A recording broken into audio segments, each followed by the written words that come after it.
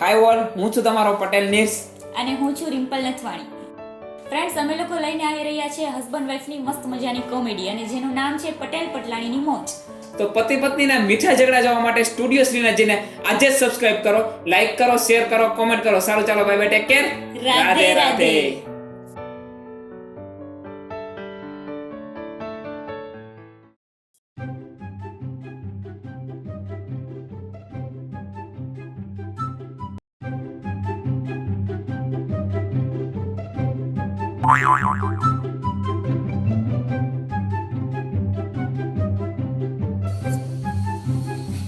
એ પટેલ, હું કહું છું છે ને મારી થોડીક હેલ્પ કરી દ્યો ને.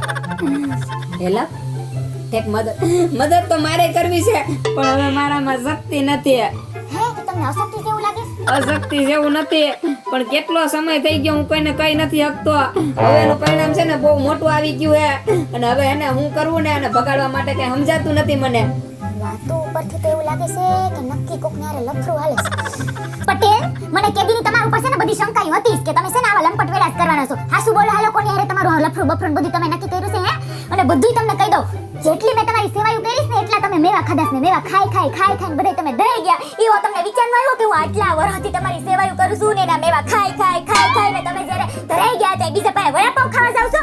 હું ગાંડા જેવી વાત કરે, મારું ક્યાંય લફરું બફરું હાલતું નથી. અને હા, મેવાની વાત તું કઈ રતમાં, જેવા મેવા ઘરમાં આવે છે ને એવા તું રેઢિયા ઢોરની જેમ બધાય ઝાપટી જાસ.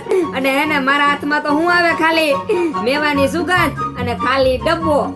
રેવા દ્યો, ખાવામાં છે ને કોઈ દેવું કરું જ નહીં. હા, યાદ કરો તમે તે દી હમણાં હજી તો 2 દી પહેલા જ તમને છે ને ઉપમા ખવડાવ્યા હતા, એ અસલ મજાના ઉપમા. હવે ઈ તો સાસુમાં ડાયટિંગ ઉપર હતા ને એટલે, અને ઈ ખાલી 2 ચમચી તેલ નાખીને અને છે ને સાસુમાં નોતા ખાવા ને એટલે મને એઠું બટકાવી દીધું તું.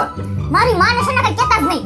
હું કઈ બોલતો જ નથી, હું તો મારા વિશે કઈ બોલતો નથી. પણ મને તો ઈ ચિંતા થાય હે કે આપણે ખાવું પીવું પણ નાહવું ક્યાં?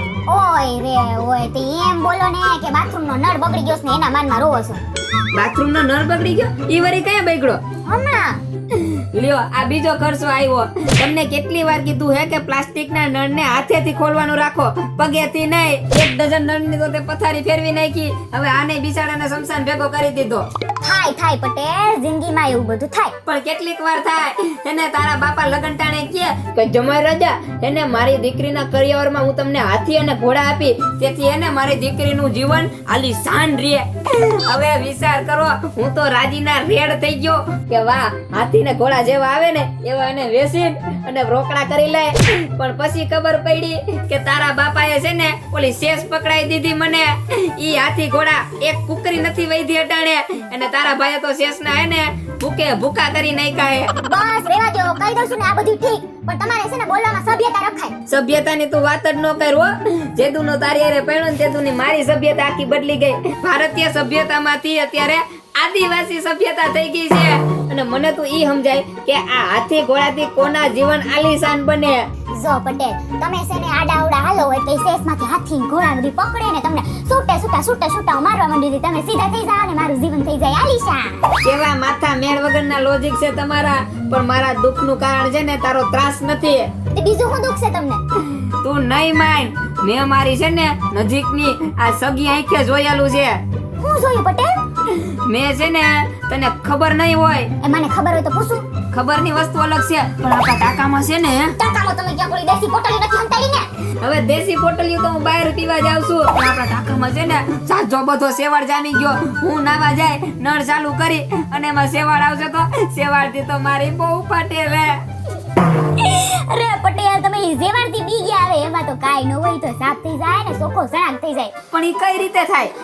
સેવાળ સાફ કરવા વાળા હોય, ટાકા સાફ કરવા વાળાને બોલાવી લેવાના. લે એવાય હોય, સેવાળ સાફ કરવા વાળા, ટાકા સાફ કરવા વાળા હોય. હોય જ ને. ઓહો, તો મારું ટેન્શન આવ દૂર થઈ ગયું. મોજ પડી ગઈ, મોજ. હાટ, હું તો મોજના ફુવારામાં હવે નાઈશ. હારું, તમારું પતી ગયું ને? તો હવે છે ને મારી હેલ્પ કરી દો. હા, હુકમ કરો.